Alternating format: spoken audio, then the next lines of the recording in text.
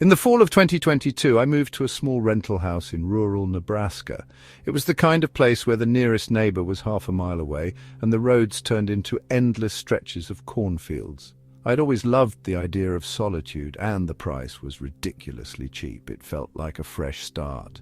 For the first few weeks, everything was peaceful. The only sounds at night were the rustling of corn in the wind and the occasional howl of a distant coyote. The house itself was old but well maintained, sitting on a small plot of land with a long dirt driveway leading to the main road. There was nothing around but fields, miles and miles of cornfields. One night, after a long day at work, I was sitting on the back porch enjoying the cool air. The sky was clear, full of stars, and the moon cast long shadows across the fields. That's when I noticed it. A figure standing in the corn. It was far enough that I could barely make out any details, but it was there, motionless, watching. I stared at it for a while, waiting for it to move. Maybe it was just a scarecrow I hadn't noticed before, but something felt wrong. I went inside, locked the doors, and convinced myself it was just my imagination.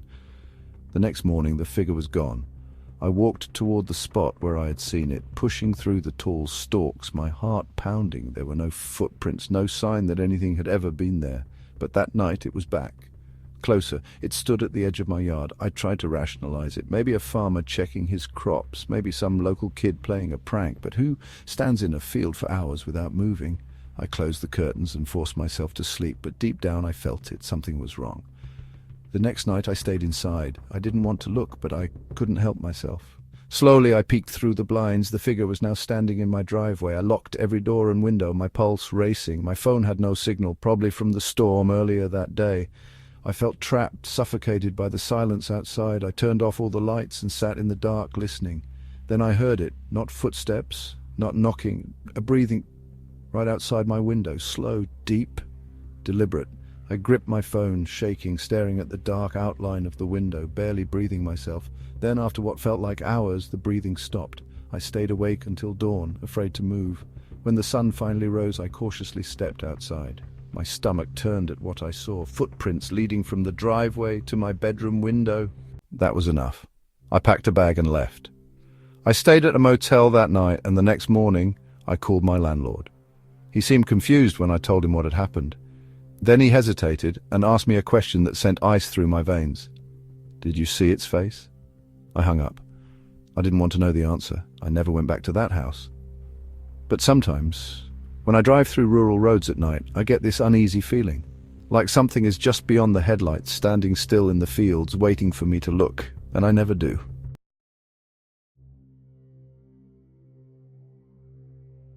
In the winter of 2021, I was working as a night shift security guard at a small hospital in upstate New York.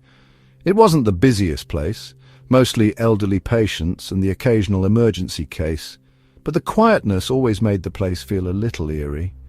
The long, empty hallways, the flickering fluorescent lights. It was the kind of job where you felt like you weren't really alone, even when no one else was around. One particular wing of the hospital had been closed off for renovations, and my main job was to make sure no one wandered in. Room 209 was in that wing. A few nurses mentioned that back when it was in use, strange things happened there. Machines malfunctioning, patients talking about a woman standing in the corner at night. I always dismissed it as superstition, until one night when I saw it for myself. It was around 2 a.m. when the security cameras glitched for a second. That wasn't uncommon. The system was old. But when the feed returned, something caught my eye. Room 209's door was open. That was impossible. The entire wing was locked, and I was the only one on duty. I switched to another camera angle, trying to get a better look. The lights inside the room were dim, but I could make out a figure standing near the bed. I felt my stomach tighten. No one was supposed to be there. I grabbed my flashlight and headed down the hall. My footsteps echoed in the silence as I reached the wing's entrance. The door was still locked. That didn't make sense. I used my key, the door creaking open into the dimly lit hallway. The air was colder here, stale. I walked toward room 209, my heart pounding with every step. The door was slightly ajar, just like on the camera. I nudged it open, shining my flashlight inside. The bed was empty. The room smelled like old disinfectant and something faintly metallic. The curtains fluttered slightly. even though the windows were shut. I swept my flashlight around the room, my pulse hammering in my ears. Then the bathroom door creaked open, a slow, deliberate movement. I took a step back, my breath caught in my throat. The flashlight flickered for just a second, and in that brief moment I saw something, a shadowed figure standing behind the curtain. I didn't wait. I bolted out of the room, my hands shaking as I slammed the door shut. I locked the wing behind me and ran back to the security room, trying to catch my breath. I checked the camera feed again. Room 209's door was now closed. My hands were ice cold as I rewound the footage. My heart nearly stopped when I saw what I had missed before. Right after I left the room, the door slowly swung shut on its own. Then something moved past the window, a pale, blurry figure, not outside but inside the room. I called the charge nurse on duty, stammering out what had happened. She went pale and told me something I will never forget. Room 209 had been sealed off because of a patient who was found dead there. She had been recovering from surgery when the nurses found her standing by the window in the middle of the night, completely still.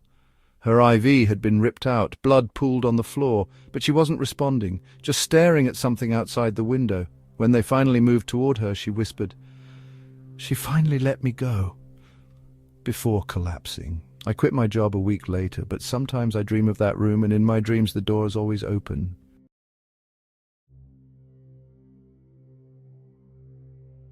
In the fall of 2022, I moved into a small apartment in Chicago. It wasn't anything special, just an old one-bedroom in a building that had clearly seen better days.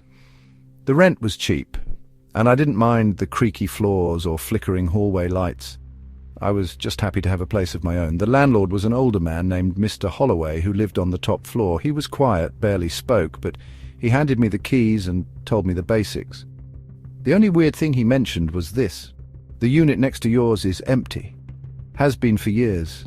If you hear anything, just ignore it." I laughed at the time, assuming he was just trying to mess with me. But after my first week, I started to understand why he said that. The apartment next to mine, 3B, was supposed to be vacant. No one ever came or went. The windows were always dark, but at night I would hear shuffling sounds, like someone moving furniture, sometimes even whispers. At first I brushed it off as old pipes or noises from another unit carrying through the walls, but then one night as I was watching TV, I heard 3 slow knocks, not on my front door, but on the thin wall separating my apartment from 3B. The sound was so precise, so deliberate, that my skin crawled. I turned off the TV and listened. Silence. I knocked back just to see what would happen. Nothing. I told myself it was probably my mind playing tricks on me and went to bed. The next morning, as I was leaving for work, I noticed something strange. The door to 3B was slightly open, just a crack. My stomach turned. I stood there for a long moment, debating whether to say something to Mr. Holloway. But when I looked up the stairs toward his unit, I saw him standing there, watching me. Without a word, he shook his head slowly, as if warning me. I swallowed hard and left. That night, things got worse. As I was falling asleep, I heard it again, movement from 3B. But this time it was different, dragging sounds, like something heavy being pulled across the floor. Then a muffled voice, too low to make out the words, but there was something disturbing about the tone.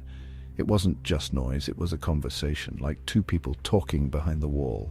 My pulse quickened. I pressed my ear against the wall, straining to hear. Then, clear as day, I heard a voice say my name. I jumped back, heart hammering. I grabbed my phone, hands shaking, and dialed Mr. Holloway.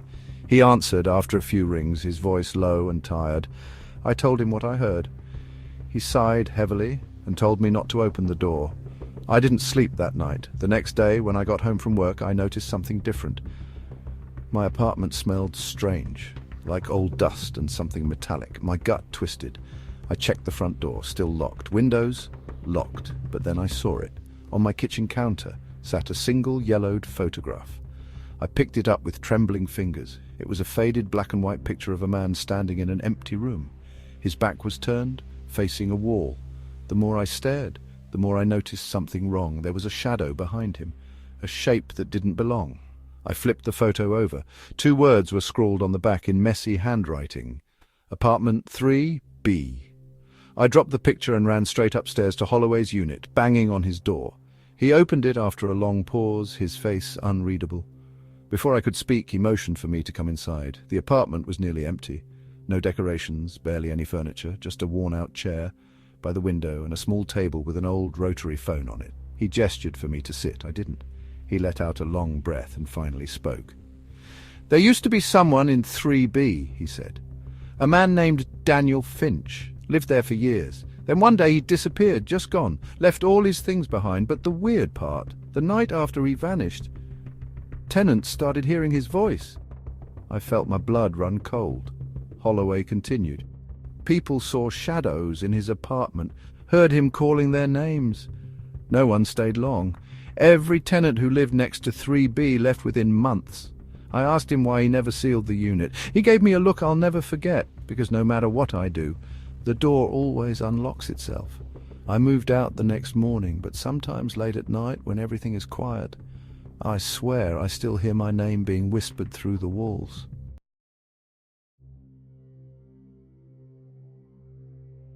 Some places never forget their past. A figure watching from the fields, a patient who never left, or a tenant who still whispers through the walls. Some things don't just disappear. If these stories gave you chills, make sure to like this video, share your thoughts in the comments, and subscribe for more terrifying true horror stories. And don't forget to hit the bell icon, because sometimes the things we fear are still listening.